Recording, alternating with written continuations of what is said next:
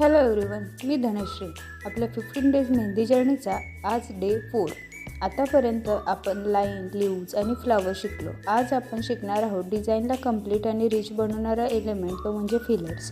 Fillers म्हणजे काय? जेव्हा आपण कोयरी, स्क्वेअर, सर्कल किंवा कोणतीही आउटलाईन शेप काढतो तेव्हा त्या शेपच्या आतमध्ये जे छोटे छोटे डिझाईन पॅटर्न भरतो त्यांना फिलर्स म्हणतात.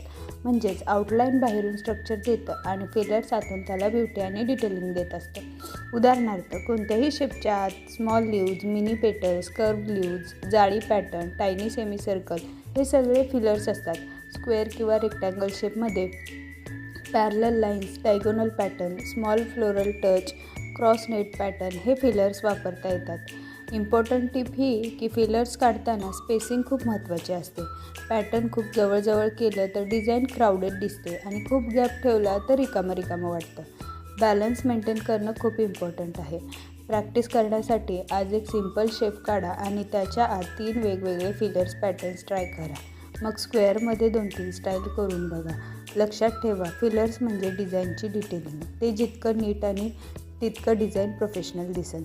उद्या आपण शिकणार आहोत कोयरी शेप्स इन डिटेल, जो मेहंदीमधला सगळ्यात आयकॉनिक एलिमेंट असतो. व्हिडिओ सेव्ह करा आणि प्रॅक्टिस सुरू ठेवा.